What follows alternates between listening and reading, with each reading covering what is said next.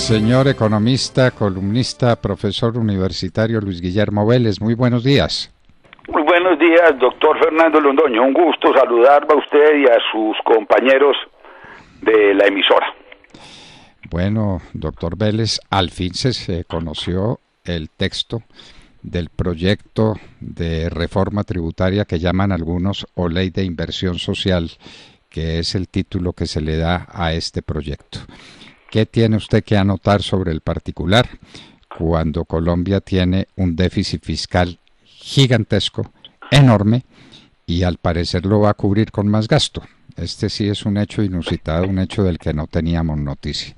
Pero ¿cuál es la visión suya, doctor Vélez? Doctor Londoño, mire, bueno, son 34 artículos distribuidos en 6 títulos, un proyecto pues mucho menos dilatado que el que se hundió. Hay un título sobre los ingresos, es decir, sobre el impuesto de renta, y que tiene un par de artículos sobre ese tema de normalización tributaria. Hay un título sobre mecanismos contra la evasión. Hay otro título que habla de austeridad y eficiencia en el gasto. Ya diré alguna cosa sobre eso. Luego el otro título habla de fortalecimiento del gasto social, en donde hay otro título, el quinto, sobre este asunto importantísimo de la regla fiscal, y hay un par de artículos que son una adición presupuestal. Bueno, doctor Londoño, permítame, hay dos formas de concebir el impuesto, la imposición. Hay una forma que yo llamo colbertiana, y es que considera la imposición exclusivamente como el medio de encontrar dinero para financiar un gasto del gobierno, para financiar un gasto que se define o que se establece como por inercia, y a veces pues con estas consideraciones de ayuda social que son tan atractivas para la gente y que son las que finalmente justifican las reformas tributarias, aunque el objetivo sea otro. No hay proyecto. En los últimos años ya se le dio siempre por maquillar todas las reformas tributarias de inversión social, y esta no es la excepción. Pero bueno, entonces esa es la visión colbertiana. Tengo una suma de gasto más o menos fija, inflexible, como llaman los economistas, y entonces aquí el problema tributario es cómo consigo el dinero para financiar el gasto del gobierno. Colbert decía ahí que el tema tributario es cómo desplumar el ganso, provocando el menor número de alaridos. Hay otra forma de ver la imposición, doctor Londoño, que está un tanto olvidada. Y en esa otra forma de ver la imposición, el punto de partida es pensar el tipo de sociedad y de economía que queremos.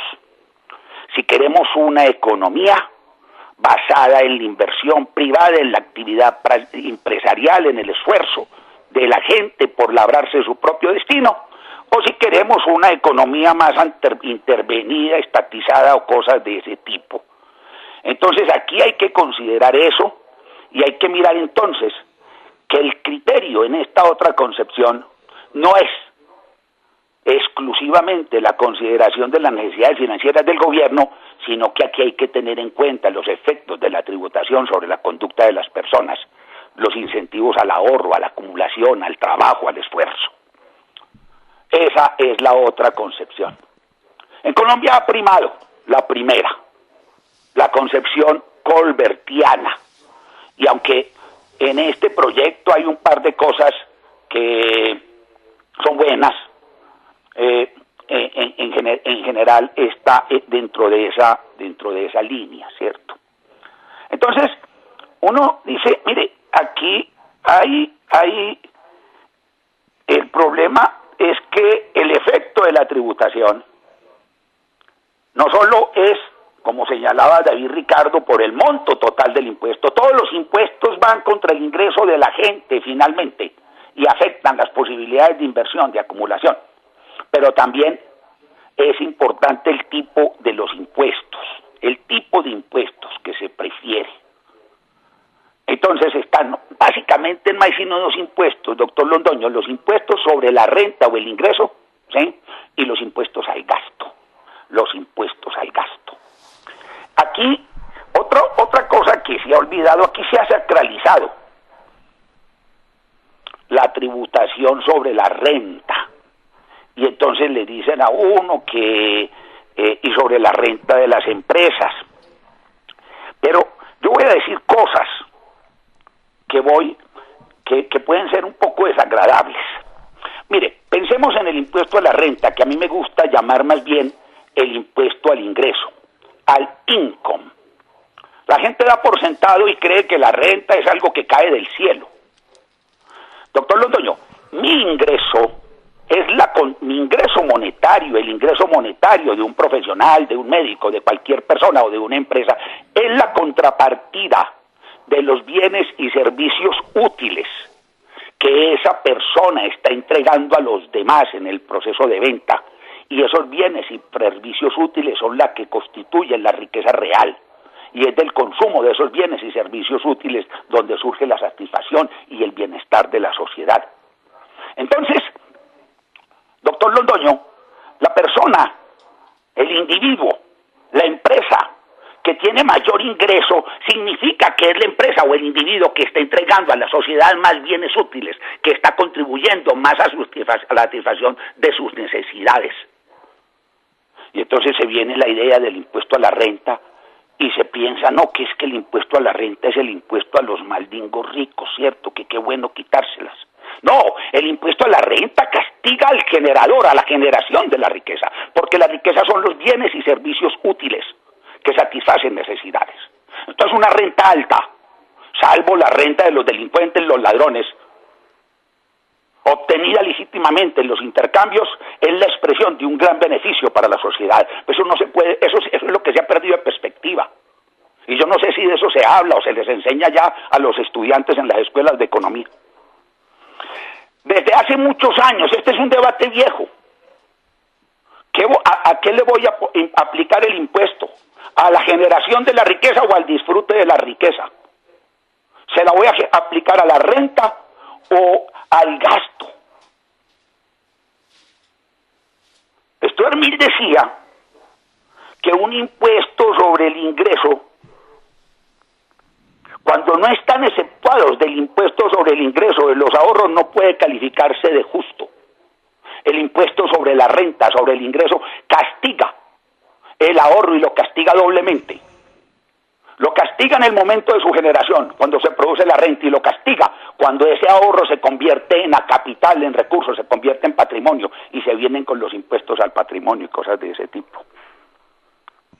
Y los impuestos progresivos, que aquí se acostumbra a decir, qué bueno la tributación progresiva. Por ahí apareció una representante Gobertus, que algunos medios están calificando de ascendista, a hablar de tributación progresiva a las empresas, por Dios. No le había ocurrido a nadie. Entonces, claro, las empresas son buenas, eficientes, producen renta, venden, entregan más bienes y servicios a la sociedad, entonces castiguémoslas más, tributación progresiva. Eso es otro mito, es otro fetiche. El impuesto, y este es un debate importante, que es el que yo quiero plantear en este país, y que es el fundamental, qué tipo de impuesto queremos, y eso implica una visión del tipo de sociedad que queremos. El impuesto al gasto. Stuart Mill, hace 100 años, cuando planteaba su tema, se decía, bueno, pero ¿cómo manejo esto? Stuart Mill no conoció el IVA. El IVA es un invento del siglo XX, pero es un impuesto muy bueno. El IVA es un impuesto bueno, porque es un impuesto que va al disfrute de la riqueza. A usted que me permítame, yo leo una cosita, doctor Londoño, que a usted yo sé que le va a gustar. La igualdad en la tributación consiste más bien en la igualdad en lo que se consume que en la riqueza de los consumidores. ¿Por qué razón quien trabaja mucho y ahorrando los frutos de su trabajo consume poco, debe soportar mayor gravamen que quien viviendo en la holganza tiene pocos ingresos y gasta cuando recibe, cuando uno y otro reciben del Estado la misma protección. En cambio, cuando los impuestos son establecidos sobre las cosas que los hombres consumen, cada hombre paga igualmente por lo que usa y el Estado no queda defraudado por el gasto lujoso de hombres privados. Thomas Hobbes, capítulo 30, el Leviatán, esto es viejísimo. Entonces, el IVA. Aquí le pagaron hace poco, doctor Londoño, a una misión tributaria. Vinieron y dijeron los señores de esos, estimaron cuánto se obtendría por el IVA. Para decirlo brevemente, según lo que calcularon estos señores, cada punto de IVA da 6.2 billones de pesos. Entonces, con una tarifa de IVA de 12% y con devoluciones a los que se le debe dar una tarifa única generalizada, se tienen 75 billones de pesos y se pueden hacer muchas cosas y se puede manejar otras.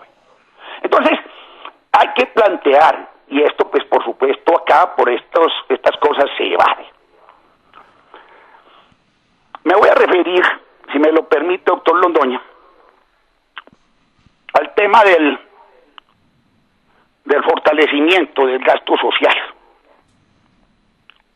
Entonces aquí todo el mundo se tapa. Si la pobreza no existiera, doctor Londoño, habría que inventarla, habría que buscar pobres y contabilizarlos y decir que son hartos para darle trabajo a los políticos, a los economistas, a los sociólogos que viven de reducir la pobreza.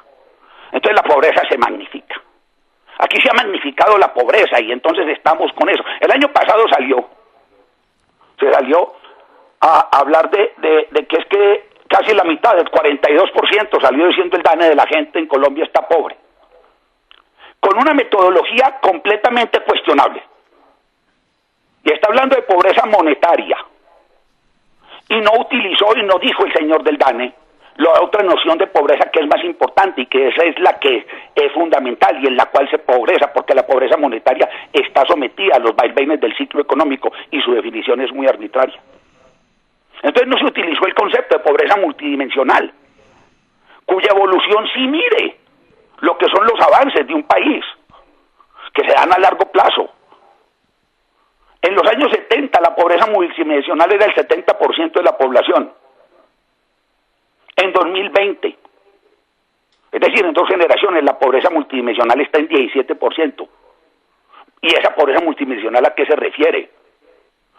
A la existencia de los servicios públicos, a la existencia de las condiciones de vida, en fin, son 15 dimensiones y variables que se manejan para entregarle, entonces no es exclusivamente la pobreza monetaria. Entonces salió el DANE a decir que la línea nacional, lo de la línea nacional de pobreza, doctor Londoño, permítame, porque es que a la gente no le explican bien las cosas. Es muy manipulable. ¿Cómo saco yo? Calculo ese 42% de pobreza. Entonces a la gente va y se le pregunta en los hogares lo que recibe y se hace una estimación del ingreso. Y hay una canasta de bienes que se valora. Y entonces el valor de ese ingreso mensual se compara con el valor de esa canasta. Entonces la canasta puede variar mucho. Si yo meto unas cosas y saco otras y esto y lo demás, puedo subir y puedo bajar el valor de esa canasta. Entonces esas líneas nacionales de pobreza son muy complicadas, muy manipulables. Yo puedo demostrar con una línea pobreza adecuada que hay menos pobres en Bangladesh que en Alemania.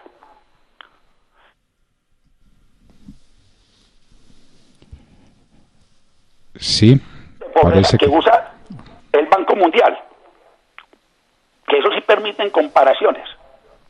Tú uno dice, ¿cuál es la pobreza de Colombia?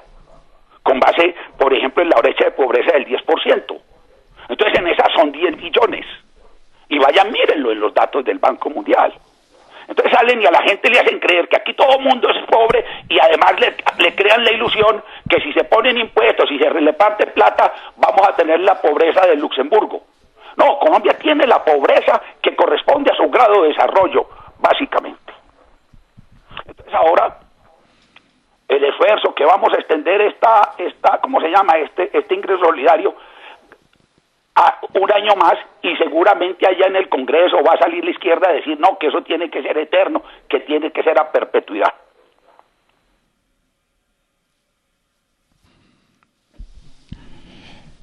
Bueno, queridos amigos, parece que tenemos alguna dificultad de comunicación. Hablábamos con el doctor Luis Guillermo Vélez, un gran economista que nos estaba dando una espléndida lección de economía a propósito de la reforma tributaria, que ya no se llama así sino ley de inversión social, y una ley de inversión social muy curiosa porque más que en buscar ingresos, lo que están buscando es cómo gastar más dinero, pero con muy buen corazón. Recuerden lo que decía un expresidente de los Estados Unidos: gente que tiene muy buen corazón pero muy corta inteligencia. Luis Guillermo Vélez estaba con nosotros en La Hora de la Verdad.